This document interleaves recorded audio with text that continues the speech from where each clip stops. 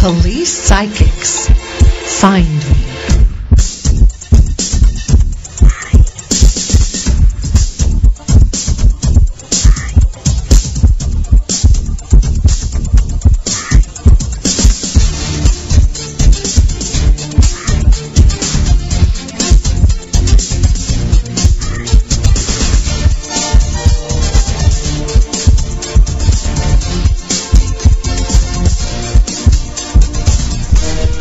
Hello everyone, Kelly Snyder here with Valerie Graham and Find Me, Police Psychics and More, produced and broadcast by Zeus Radio Network for Hear Women Talk.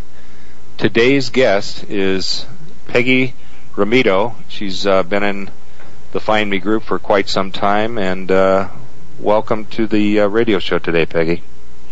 Thanks, Kelly and Valerie. I'm happy to be here. We're certainly happy that you're here, and we are also watching the chat line on hearwomentalk.com, so please post your questions on the chat and we'll answer you live. And Peggy, you had a very interesting way in which you joined Find Me. I did.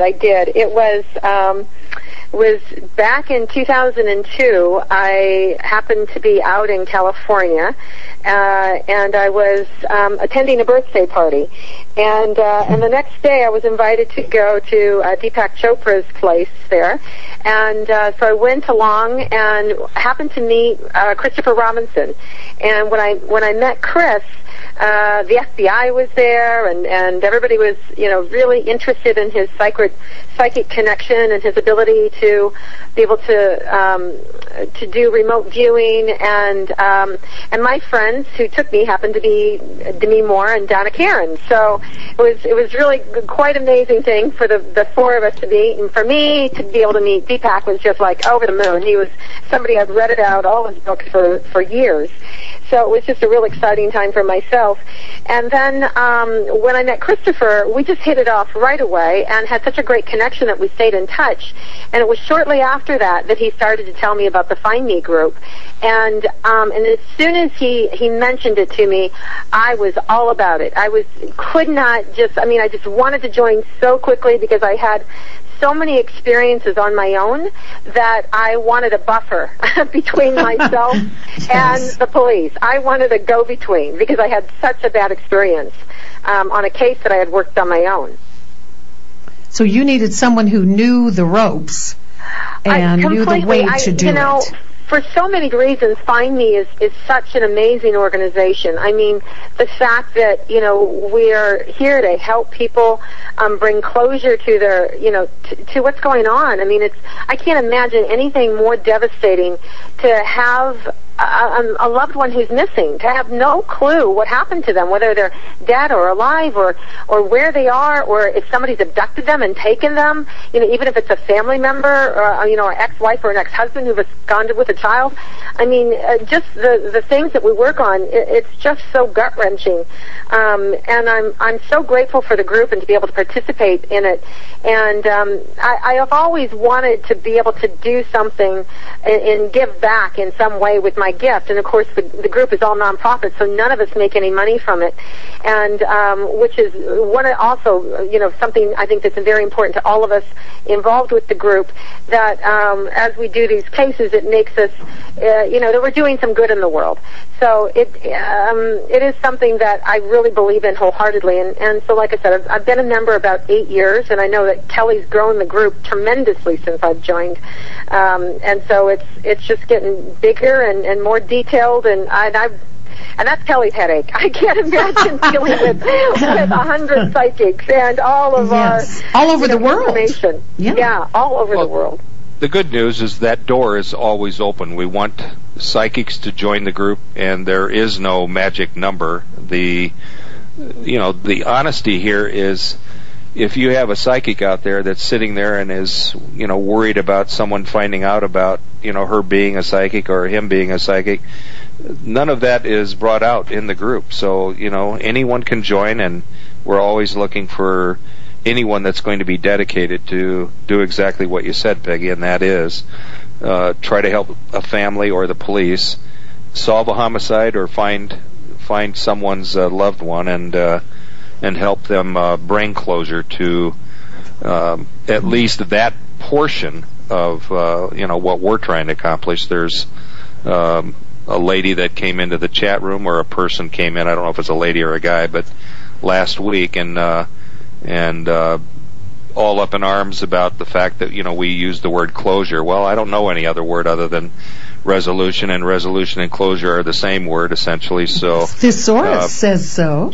Well, more important than anything, we're here to help people. If she wants to hold their hand afterwards because she lives in a certain location, I can't hold people's hands, and I can't do that kind of thing, and we don't offer that anyway, even though we've done it in the past locally, because people are requesting our help from all over the world. So, I think too that closure means different things to different people, and for somebody, if you can think about it, I just got off the phone with a young man who lost his brother 9 years ago, and he just said to me today, I cannot believe I finally woke up. Like, it took me 9 years to process the death of my brother. I was 16, I'm now 25, and I've been talking to this young man for 9 years. And so, at every time he thought he had closure, he never had closure. And now he thinks he has closure, and who knows, maybe he does or he doesn't. But it is really one of those words that is so personal that I can really see how it means different things for different people. And I think for the Find Me group, what we try and do as psychics, I know, and the way that I work is I connect in a couple of different ways. I connect not only with the person who is missing or passed, because when you're a medium, you can actually connect with somebody who's alive, dead, or passed over, or in a coma, because you're connecting to that energy, that essence of them. So I try and connect that way, and in addition, then I also use my guides, my spiritual connection, to be able to help me understand some of the information or the missing pieces that kind of come together. And when you're talking to loved ones and helping to bring closure, in the best way that we can, it's just even those little small tidbits. I know that we had a little experiment that Kelly may have talked about, the Lombardi case out in California, where a couple of us psychics went out there, and when we had an opportunity to connect with the family, they were so grateful. I mean, there was not yet at this point closure to the case. We had not yet gotten the murder victim, the murderer, but the whodunit part of it, we have a good sense about it. However, but we did bring in a lot of information, specific detailed information to the family about what had progressed in the 2 years since this man had been murdered. His daughter had a baby, he acknowledged the baby, he talked about the names, all these sorts of things that were so important to the family that helped to bring closure, even though it was still on the books as an open case with the police.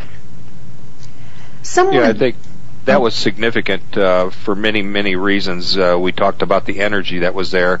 I experienced it, and I do want to talk about that incidentally, so don't lose that. Don't go away with that. But, I wanted to ask both of you. MJ had just asked us a question on the chat line.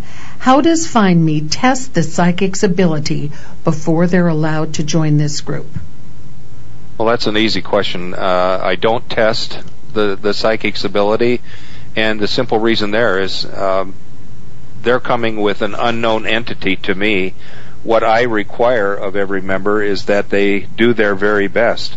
And I don't keep a scorecard, so if a psychic is wrong 30 times, it really doesn't matter to me other than, they're wrong, and the only way they're going to know that they're wrong is the feedback we get from the family and police as the case progresses. But the most important issue here is, we want the information, and if a psychic is trying to get into the group that thinks they're going to have a scorecard, right or wrong, then, they're under the gun, and maybe they're not, doing what they would normally do in a relaxed environment.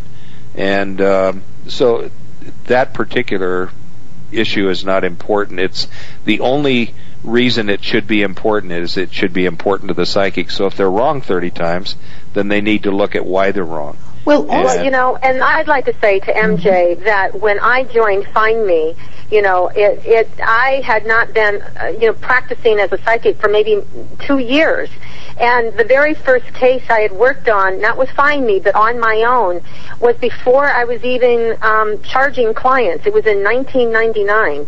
And it was a local case that I worked on, and it wasn't kind of my choice. I was standing in a room, and the spirit came in and just started screaming in my head to help me, help me. They think my husband killed me. He didn't do it. And my husband walks by, he sees my face. He says, "Oh, my God, you look like you've seen a ghost." I said, "No, but I'm hearing one, And there was so much specific information, and it was so random that I actually felt obligated to call the police. And when I did, Kelly, I don't know if I ever told you the story. The cop took all the information down, and then he said, "Hang on, put me on hold." And then he put me on speaker. He says, "You're on speaker now. I want you to repeat everything you told me." I repeated everything, and then I heard all these murmurs.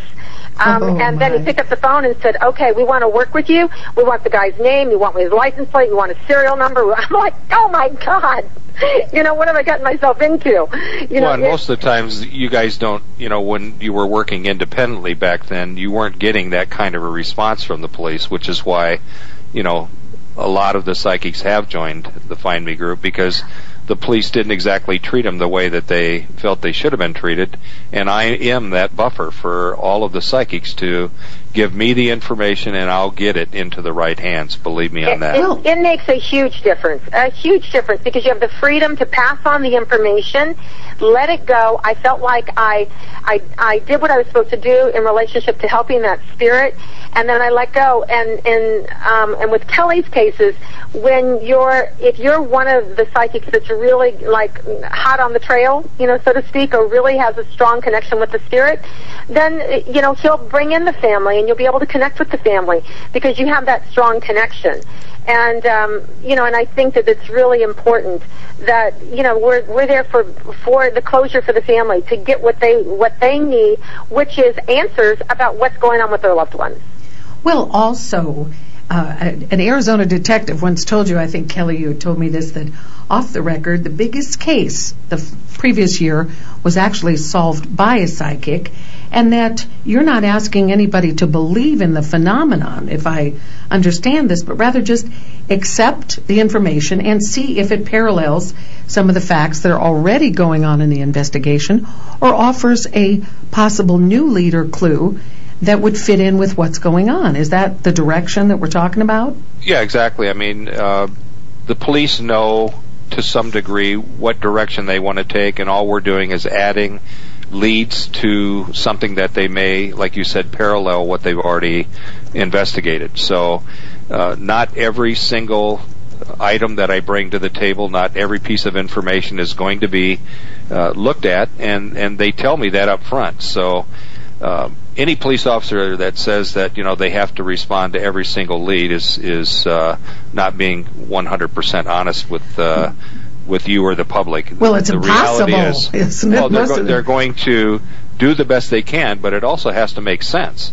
They're not going to fly to Timbuktu to work out a lead just because a psychic or anyone else that calls in anonymously tells them that. It has to make sense. Well, and they prioritize, and that's what they should be doing. And that kind of brings it to another question, which is, why should an anonymous tip from some source that nobody knows anything about, or the authorities don't anyway, be given a better credence than an insight from someone who might have some psychic abilities? Exactly. Certainly not from a group like yours. Well, we bridge that gap.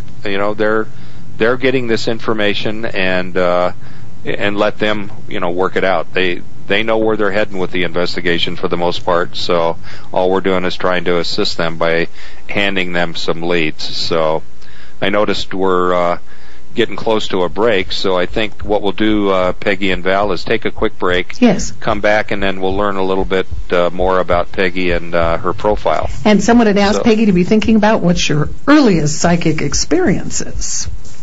Okay. We'll be back with Find Me, Please Psychics. Back soon.